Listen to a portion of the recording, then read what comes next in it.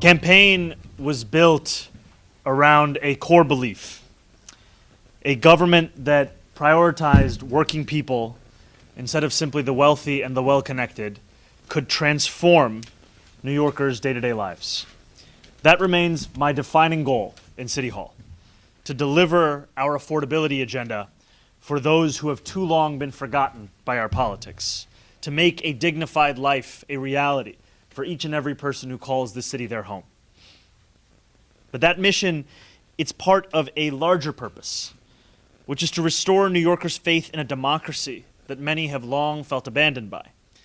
New Yorkers often associate government with an irrelevance to their day-to-day struggles, associated with the possibility only of meager results, small ideas, and even smaller follow-through, agendas that are quicker to say no rather than eager to get to yes.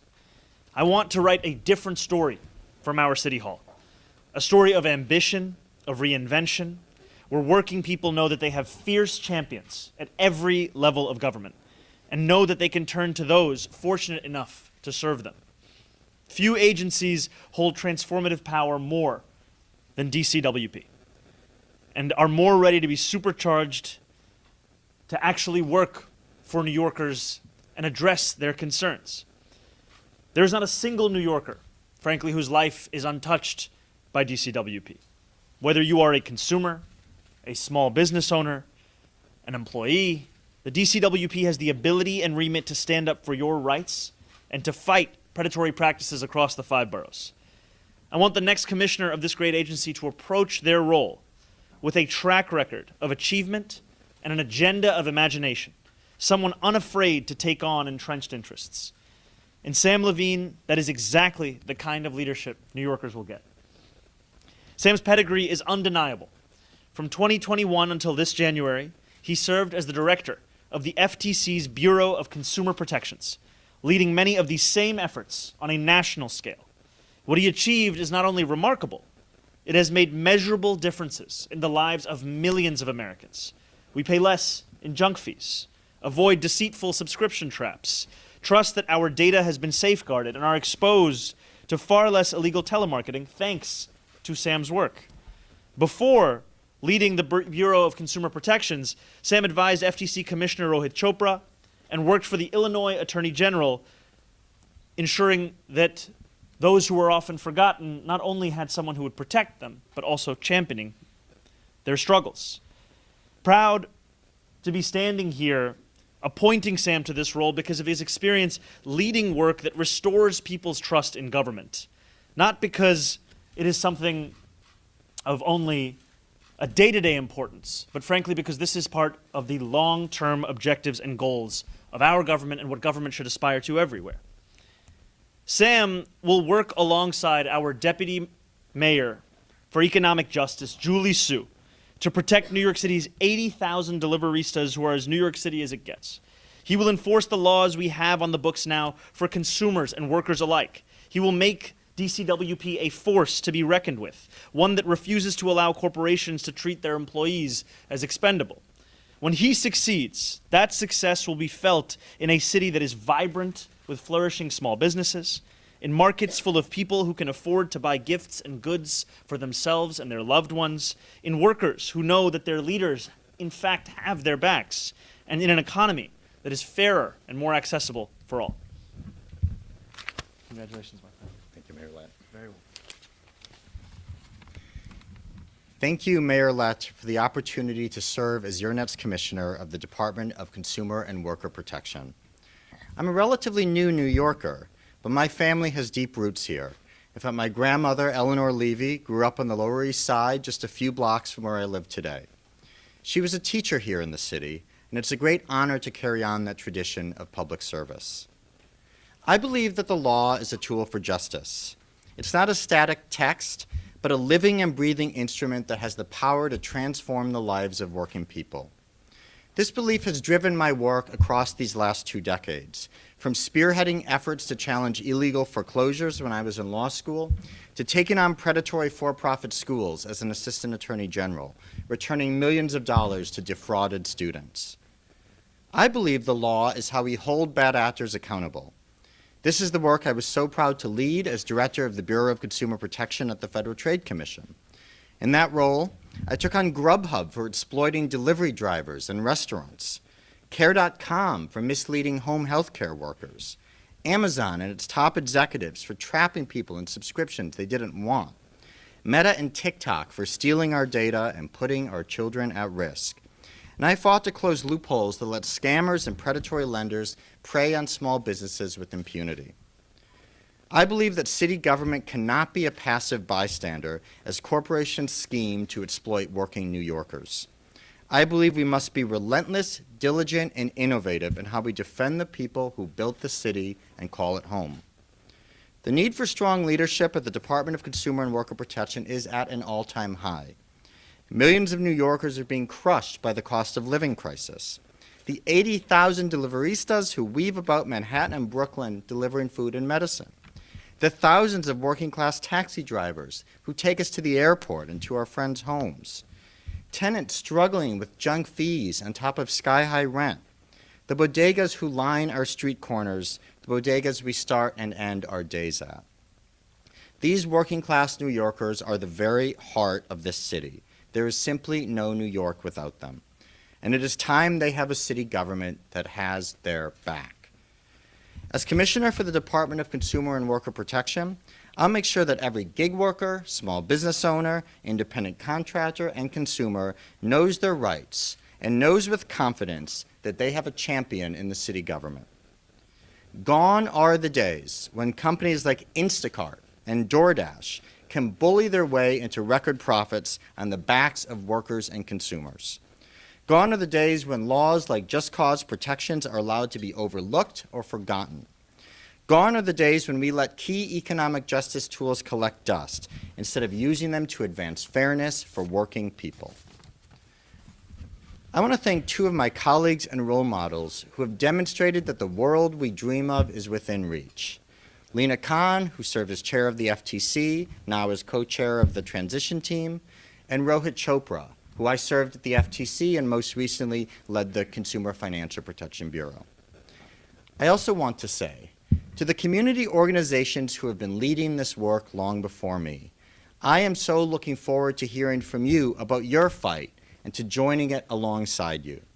To Workers United, Workers Justice Project, Street Vendor Project, National Domestic Workers Alliance, Bronx Works, and the deliveristas who power the city, thank you to all you have done for keeping the dream of New York City alive. To our union partners, like UAW, 32BJ, and HTC, you have set standards for entire industries through collective bargaining, new organizing, and innovative policy and legislation. All New Yorkers benefit from your efforts, and I am looking forward to this continued partnership.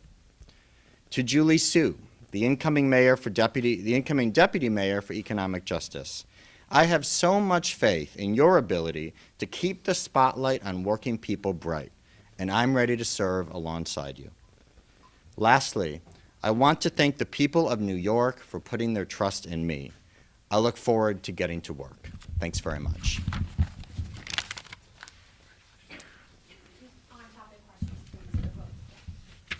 Yes, I have a couple for you. The DCWP has said needs more money to regulate app companies. So are you planning on giving it more funding, and to what end will that funding be used?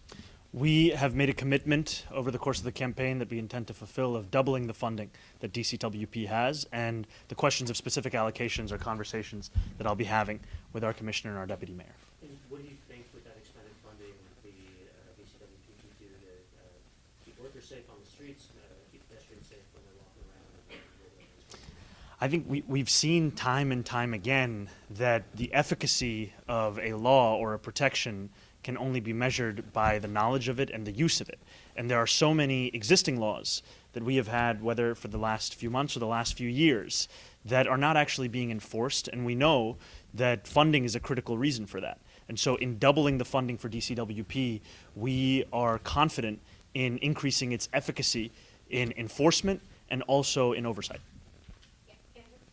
I have an off-topic. Okay, on-topic question, Dennis. Hi, and same more than Please. Mayor, could you just say a little more about these legal authorities? I know it's been reported that Congress is working on this in the transition as well. What these potential legal avenues are that you feel like have been underutilized or collecting dust? Certainly. So for one, New York has a really strong consumer protection law that allows DCWP to go after unconscionable practices like price gouging and deceptive practices. This city also has some of the strongest worker protection laws, especially for gig workers in the city. And as the mayor-elect said, I really want a city in which every worker knows that if they're getting ripped off on the job, if their schedule isn't predictable, if they're getting nickeled and dimed or deplatformed or deactivated by a gig platform, they can call 311, talk to DCWP, and they will have the resources and the will to take action to hold those companies accountable and ensure justice for our workers. Was the state worker consumer protection law you were referencing, or city? Well, the state just strengthened its consumer protection law, which we're very happy to see, but the city has its own consumer protection law. On-topic questions, yeah, Amy. Thank you. For both of you, there's a push by private companies like Waymo to introduce automated driving into the city. You mentioned protecting taxi drivers, taxi workers. Do you see a way to protect taxi drivers with automated driving? Is that something that you think should be introduced? Is that something, what do we? Do you think that automated driving should be allowed in the city? Look, I think that if Waymo finds itself here in New York City, then our city government will be sure to provide not only oversight but also regulation, and that is both true to what the purview will be of DCWP and also beyond that throughout our entire city government. Kelly, go ahead. Hello, how are you both? A Doing well, question how for are you you? both, related to Annie's question, is about AI. That's a really big thing, especially under our current mayor who loves technology, you could say. You know, is that something that you're going to be looking at, and in which ways do you think you could, you know, I know some people are thinking of AI right now, some legislation. I mean, what would be your role in protecting many people, even us in the media, from these computers possibly taking away jobs? I think that it's a concern I've heard from many New Yorkers, and in terms of the potential impact of widespread job loss. I know it's already a reality for a number today, but that number is only going to grow. And so we are going to be sure, whether we're speaking of DCWP or just city government in general, look to protect workers, look to also ensure that the conversations around artificial intelligence are those that will help New Yorkers, as opposed to ones where they will end up becoming the cost of the implementation. For on-topic questions? Yeah, go ahead, Josie. Hey, how are you? Hey, how's it going? So under Mayor Adams, street vendor enforcement was shifted from under DCWP to sanitation. De Blasio had made it under the purview of DCWP. Would you support going back to doing this under DCWP? Those are conversations that we're going to have with the commissioner and with the deputy mayor. And then I have a second question, sorry about my voice. So Mayor Adams recently jetted off to Mexico and then Georgia. I think he's still out in the world somewhere. Is this having any impact on the logistics of your transition at all? And do you want another inauguration next week? It is not having an impact on our transition, and the mayor is invited, as are New Yorkers across the 5 boroughs, to join us in celebrating the beginning of a new era in our politics. Jennifer and then Andrew. Because we're doing off topic, yeah? Yeah. Can you talk to us, Mr. Mamdani, more about the inauguration, the plans? I mean, it's the first time here, at least in New York City, where we've seen like a block party afterwards. Do you plan on joining the people after you get inaugurated? And where did the thought come to do this? You know, the reason that I'm standing before you as the mayor-elect of our incredible city is because of the support, not just of those who voted for me, but frankly for those who volunteered over the course of this campaign. We had more than 100,000 volunteers. And so we wanted to ensure that as we celebrated the beginning of our administration, it was a celebration that was not simply for the typical people who would be invited to an inauguration, but in fact for everyone. And we're already so heartened by the response from New Yorkers who understand that this is not my success, it's our success. It's not my administration, it's our administration. Similarly, it's not my inauguration, it's for all of us.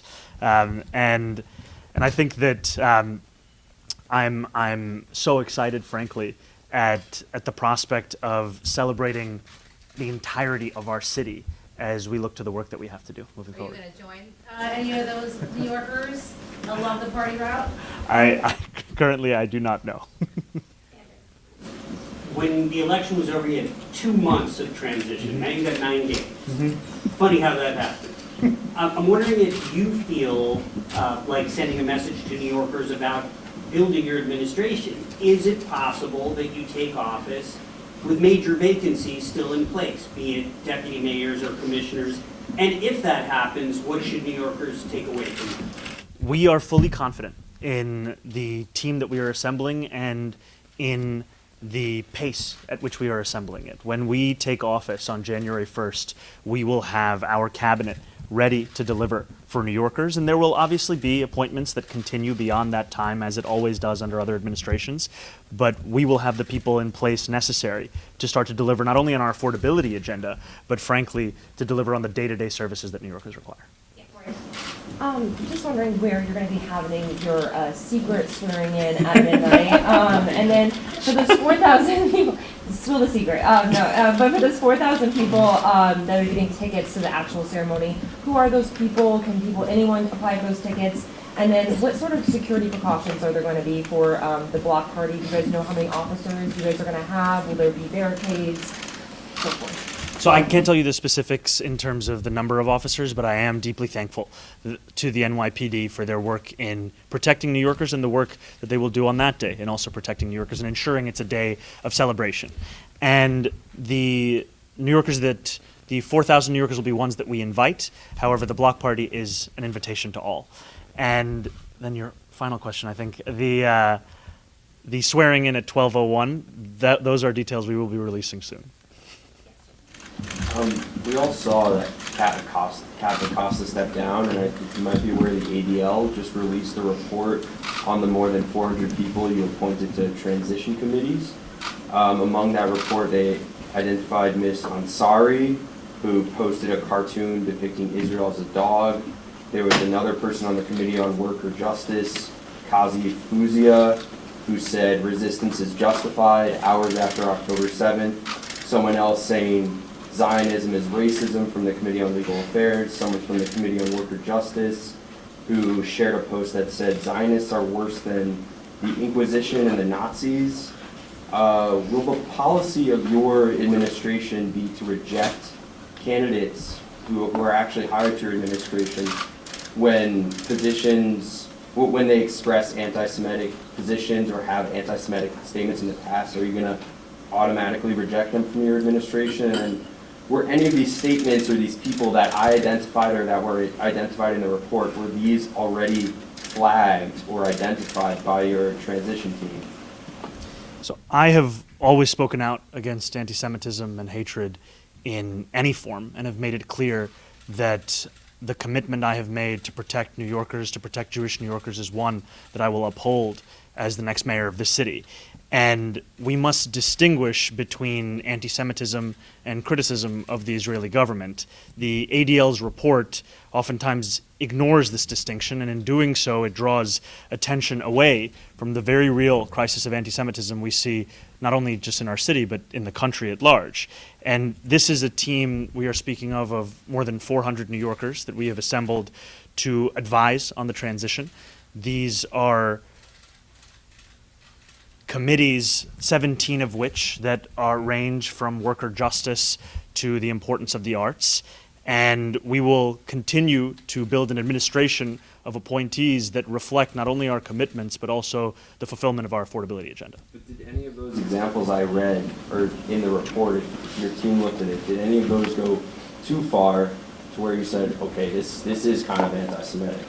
I think there's no tolerance for anti-Semitism, and also when we're thinking about critiques of Zionism and different forms of political expression, as much of what this report focuses on, there's a wide variety of political opinion, even within our own 400-plus transition committee, on the Israeli government and its conduct.